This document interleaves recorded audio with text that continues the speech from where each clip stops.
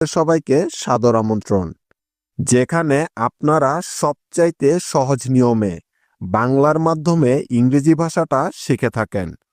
তাই যাদের ইংরেজি নিয়ে কোনো ধরনের সমস্যা আছে তারা এখনই এই চ্যানেলটি সাবস্ক্রাইব করে ফেলুন, কারণ আপনাদেরকে ইংরেজি শেখানোর সকল দায়িত্ব এখন থেকে আমার।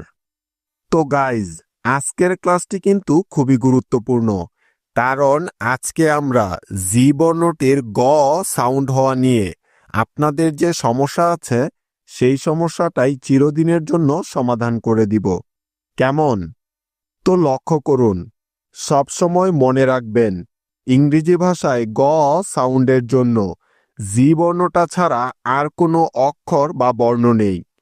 ঠিক এ কারণেই কোনো ইংরেজি শব্দের বানানে গ সাউন্ড থাকলে সেই গ সাউন্ডের জন্য অবশ্যই শুধুমাত্র জি বর্ণটাকেই ব্যবহার করতে হবে। জি এর পরে যে বর্ণটাই থাকুক না কেন তাতে কোনো সমস্যা নেই। বুঝতে পেরেছেন? অর্থাৎ যেখানেই পাবো গ সাউন্ড সেখানেই নিতে হবে জি।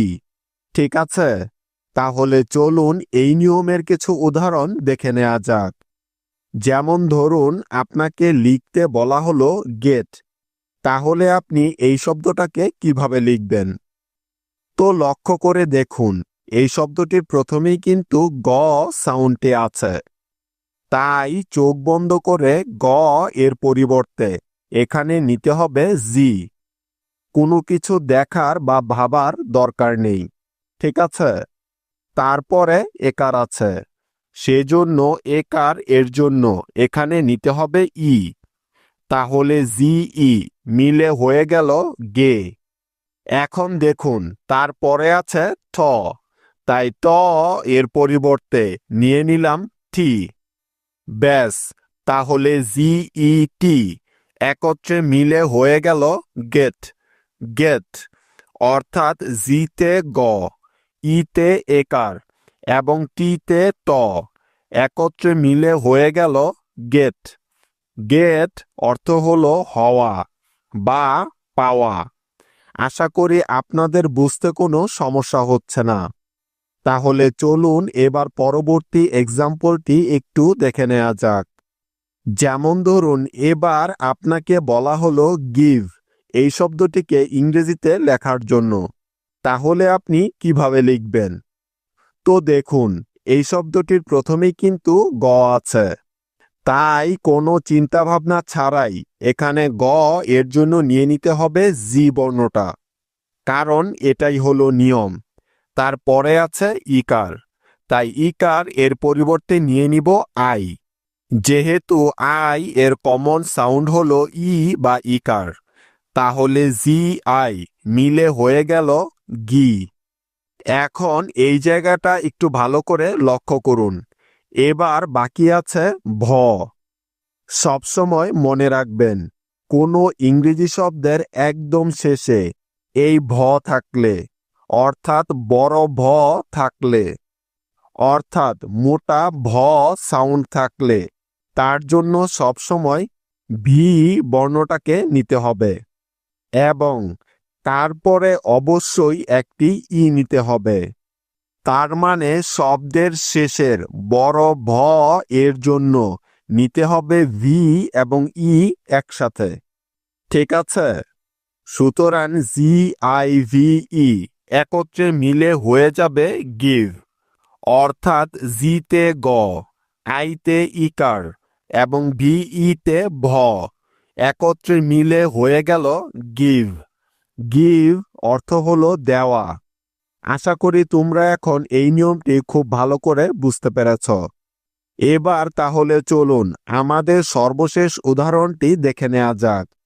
যেমন ধরুন, আপনাকে গিগাবাইট এই শব্দটিকে ইংরেজিতে লিখতে বলা হলো, তাহলে আপনি কিভাবে এই শব্দটিকে লিখবেন? তো দেখুন, এই শব্দটির প্রথমেই আছে গ, তাই চোখ বন্ধ করে গ এর পরিবর্তে নিয়ে নিলাম জি, কারণ এই নিয়মটাই কিন্তু আমরা এতক্ষণ যাবৎ ধরে শিখছি, তাই তো?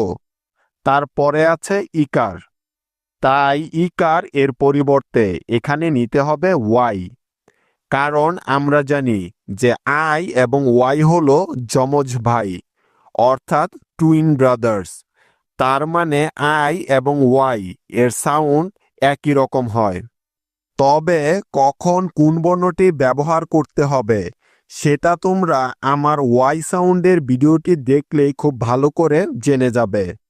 তাহলে জি ওয়াই মিলে হয়ে গেল গি, তারপরে আবার আছে গ, তাই আবারও নিয়ে নিলাম জি, তারপরে আকার আছে সেজন্য নিয়ে নিব এ, সুতরাং জি এ মিলে হয়ে গেল গা, গি গা, তারপরে আছে ব, তাই নিতে হবে বি। এবার এই জায়গাটি একটু ভালো করে লক্ষ্য করুন, কারণ তারপরে আছে আই সাউন্ড, অর্থাৎ আকার এবং ই একসাথে আছে। সেজন্য আই সাউন্ডের জন্য এখানে নিতে হবে আই বর্ণটা। কারণ আমরা জানি যে আই এর লং সাউন্ড হলো আই, সুতরাং বি আই মিলে হয়ে গেল বাই, গি গা বাই। এখন বাকি আছে ট, তাই ট এর পরিবর্তে নিয়ে নিলাম টি, সুতরাং G Y G A B I T একত্রে মিলে হয়ে যাবে গিগাবিট। এখনো কিন্তু গিগাবাইট হয়নি। লক্ষ্য করুন, আই এর লং সাউন্ড আই হওয়ার জন্য আমাদেরকে অবশ্যই শব্দের শেষে একটি ই নিতে হবে।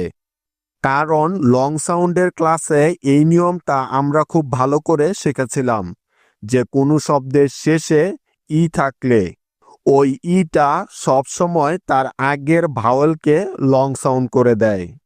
মনে আছে তো সবার?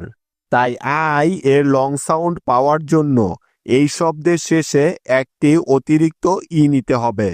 বুঝতে পেরেছ? সুতরাং G Y G A B I T E একসাথে মিলে এবার হয়েছে গিগাবাইট। সুতরাং কেউ লং সাউন্ডের ক্লাসটি মিস করে থাকলে আমার এই চ্যানেল থেকে অবশ্যই দেখে নিও, অনেক কিছু শিখতে পারবে। আর এটা নিশ্চয় আমরা সবাই জানি যে শব্দের শেষে ই বর্ণটি থাকলে ওই ই এর কখনোই কোনো উচ্চারণ হয় না বা সাউন্ড হয় না, যেটা আমরা আগেই শিখেছি। আশা করি এখন তোমাদের আর কোনোদিন জি এর গ সাউন্ড নিয়ে কোনো সমস্যা হবে না। এবার তাহলে চলুন আপনাদের কিছু হোমওয়ার্ক দেয়া যাক, যেন আমি জানতে পারি যে আপনারা কতটুকু বুঝতে পেরেছেন।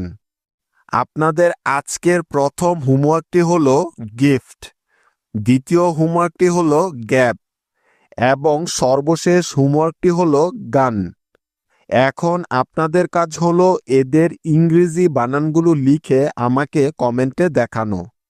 আমি দেখব যে আপনারা কে কতটুকু বুঝতে পেরেছেন। তাহলে আজ এখানেই শেষ করছি। দেখা হবে খুব শীঘ্রই নতুন একটি ক্লাসে। সে পর্যন্ত টেক কেয়ার। আল্লাহ হাফেজ।